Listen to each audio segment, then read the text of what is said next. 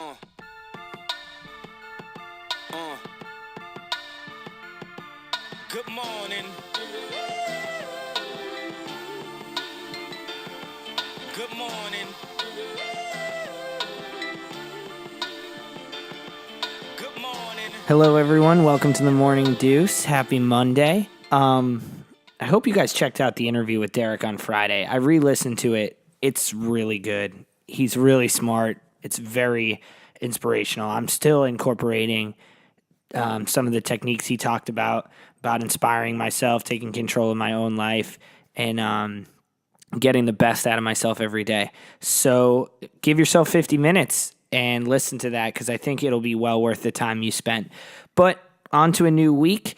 The pee on your shoes bet. If you don't know by now, I have a bet with a coworker. It happened sometime at the very beginning of the season, possibly even the season began. He took the Cavs. I took the field, which is basically the Warriors, and has flirted between being the Warriors and the Spurs all season. And the winner pees on the loser's shoes. And yesterday we saw the Cavs lose by 33 points. So I feel great right now. It's not over, but the Golden State Warriors are up 2-0. They win the series. I get to pee on his shoes. It's going to be great. I'm asserting my dominance like a male animal species. I got no problem with that. Some people say it's weird. You're weird. It's not weird when one dog pees on a spot that another dog already peed on to be like, this is my spot. Well, your shoes are my spot. And your feet have to be in the shoes too. So it's going to be a little weird. It's a little weird, but it's also awesome. But anyway, I'm not out of the woods yet because there is that saying, a playoff series doesn't start until the home team loses a game. And Golden State won both of the games at home. Cleveland does. Vegas is predicting Cleveland will win game 3. They're ahead in the spread. They're still a good team. They still have LeBron. He's still the best player in the world. Not out of the woods yet, but I feel good. Let's just say I'm training my body to pee infrequently, to expand my bladder at the risk of kidney stones, so that when I pee, I'm going to just melt. I want to melt his shoes to the floor. You guys remember that first Austin Powers movie when they unfreeze him and he just starts peeing, and then they're like, test 30 complete, and then he starts peeing again a little bit. Test 30 and he starts peeing again a little bit. That's what I need to train my body to do by the end of this series. I think I almost wanted to go 7 games so I can store more urine, to fill myself with urea, so that I can really unleash the power of a stream that could cure the drought in California. That's the type of passion I want to give an El Nino to the feet of this coworker. So that's where we're at. Keep it up, Golden State. If you're listening, I know Draymond Green, Steph Curry, avid fans of the show, probably listen every day. We should probably share this with them. Maybe I'll tweet them and be like, if you guys win, I get to pee on my coworker's shoes. So keep it up. I mean, they definitely answered that. So that's that. The big news happened at the end of last week. Big story all weekend. And that was the passing of the champ, Muhammad Ali. Obviously, I'm not going to say anything that isn't already said about Muhammad Ali. If you get a couple minutes, Billy Crystal, who I've never really loved, to be honest. He's in, some movies that I've really enjoyed, but I've never really liked him. But he did I think it's called 15 Rounds with Muhammad Ali, or 15 Bells with Muhammad Ali. And it's like a 9.5 minute or 10 minute comedy piece, just him in a microphone, recounting Muhammad Ali's life and career using, he does impressions of Howard Cosell, the famous boxing reporter who had a huge relationship with Muhammad Ali, and Muhammad Ali. He does impressions of both, and it's really well done, and they show Muhammad Ali's face the whole time. So I urge you to check that out. But there's nothing I can say about him that someone else isn't going to say. But one thing kind of stood out to me, and that was how much respect Ali is getting now as we look back on it for making the decision to be a conscientious objector from the Vietnam War to not be part of the draft, which obviously people were not supportive of at the time. A lot of them, he was banned from boxing until it was overturned as being unconstitutional. So for 3 years, he lost his title as the best fighter in the world. People were very, very upset at him for not fighting. Well, a personal hero of mine growing up in Boston would be Ted Williams. Ted Williams took 5 years out of his amazing baseball career. He played till he was 40 or 41. Played till forever. And he took a bunch of them out to fight in World War II, to train and fight as a pilot in World War II, and then eventually to fight significantly and win gold stars fighting in Korea. Which, side note, here's some trivia for you. Ted Williams won the Triple Crown, if you know baseball, most home runs, most RBIs, highest batting average. He won it in 1942 and 1947, and he didn't win the MVP in either of those years.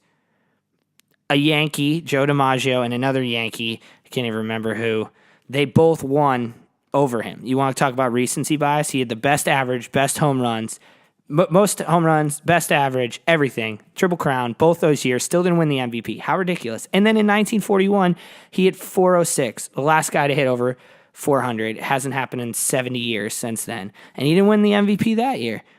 Joe DiMaggio had a hit streak, 56 games, best ever, longest hit streak ever. But it's ridiculous because Ted Williams' season was better, and that feat is incredible. So the 41, I understand, but how can the guy who wins the Triple Crown both years not win the MVP? That's so dumb. Anyway, what I wanted to say is Williams gave up years of his career to fight, and he's lauded for that decision. They say he was an incredible pilot because his reflexes and eyesight were unbelievable, which makes sense why he's such a good hitter. But Ali was revered now and is revered posthumously for the same lack of, missing chunks of his career, but for the exact same reason.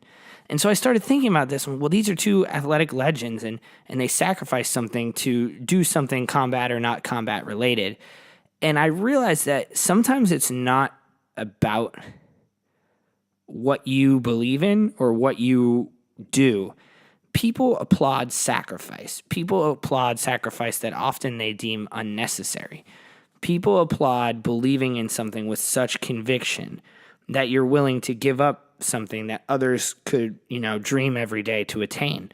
I mean, what person did, as a boy, what little boy didn't want to be a professional baseball player? And this guy was the best there ever was. And it took a little convincing, but he eventually joined the military in the height of his career. He's willing to give up that dream that, every little kid has. And he was at the height of it, and he gave it up. Muhammad Ali, the best fighter in the world, the champ in the height of boxing. And he gave it up because his convictions wouldn't let him fight. It's really just people applaud someone with such strong belief and convictions, their willingness to go against the tide, to give up something. We applaud sacrifice as a culture. And it's almost strange to look at it in that way, because in the time, going against what might have been easier, a lot of people joined the military in the 40s, a lot of baseball players and such, but a lot of them joined and didn't really do a lot of combat. I mean, in Korea, Williams was in a ton of combat. He took it seriously.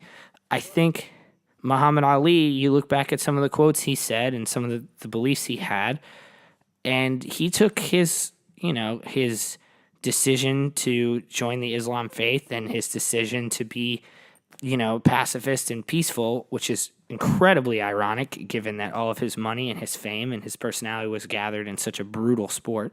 But he took those really seriously. And I think the pull away from that for me is that the legend of someone is their convictions, what they stand for. And they become even more impressive when they have a platform. And I've talked about this before, but they use that platform to say something.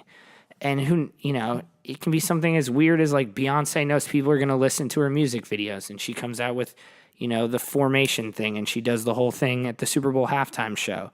And it's, people are not supportive of it, and they might not appreciate it at the time. And some people say it's inciting something. But who knows? Maybe her legacy will go down as saying someone who used her platform to try to make a statement about something, to do whatever she wanted to do with that platform. There was plenty of singers in the 60s and 70s during this Vietnam War time that used their platforms for similar.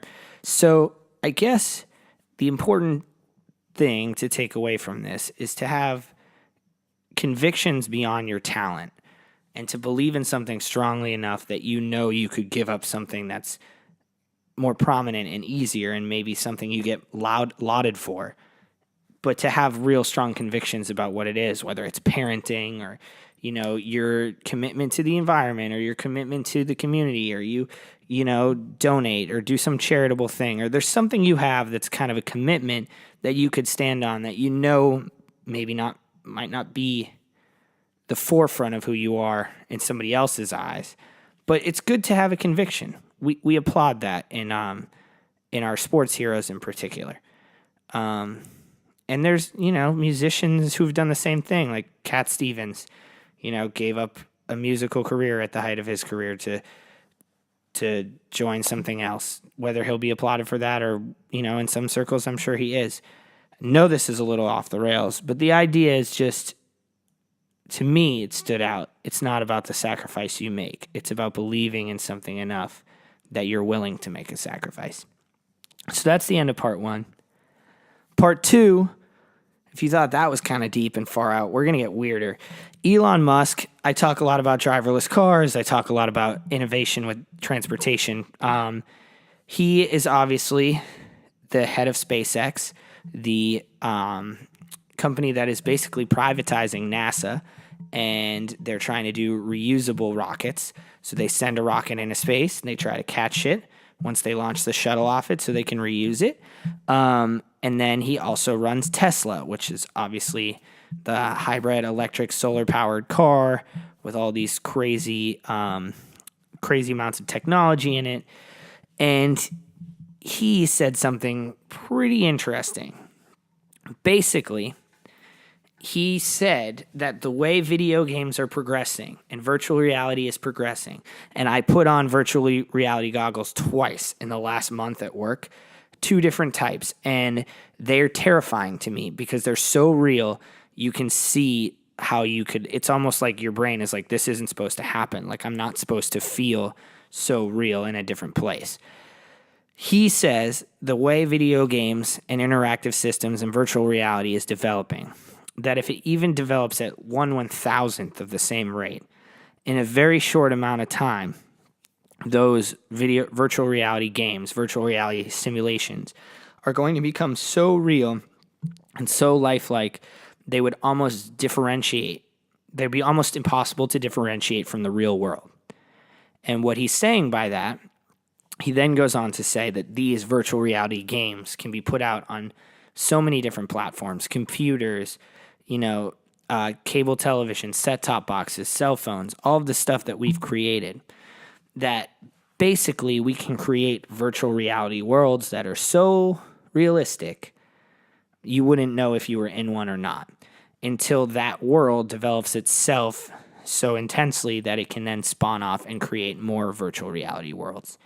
So basically what he's saying is that these virtual reality worlds, and I know this is a lot to wrap your head around, they only end in creating more virtual simulations or some type of catastrophic event that destroys them. And that's it. It's only those 2 ways.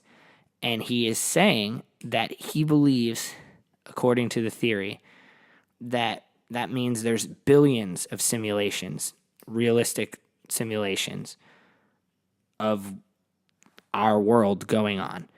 And the actual reality and likelihood, therefore, that we are in the original world is 1 in billions. That's what he's saying, that this is the original one, is 1 in billions. That is a concept to wrap your head around. That somewhere else, a world exists that was so technologically advanced and created virtual reality that was so lifelike and so real that, in a sense, that world created in a godlike form such a solid representation of their own world, that we have spun off from that and thus are on our path to create multiple billions of spin-off realities as our technology grows. So we might not be the first ones creating virtual reality. We might be the virtual reality of another world. That is crazy deep, to the point that he says it's likely. The chance that this is the first, if you will, world, the original world, the one that is developing the original development, I guess, of this technology, is 1 in billions. That is a far out thought for Monday to think, crazy. That's it. I have some other stuff planned for later in the week, some good topics coming up. Go Warriors. That's how I feel, at least. I guess if you want me to get my shoes peed on, which is rude, then you should be rooting for the Cavs. But I don't like you, and don't tell me that because, well, I guess I don't care. I mean, you can support whoever you want to support, but, screw you. Go Warriors. And I will be practicing drinking lots of coffee and holding it in. And let's hope I don't get a kidney stone by the time the series is over, because I'm ready to go. Later. Deuces. Hashtag tell your hot friends. Also, share the podcast and whatnot. Peace.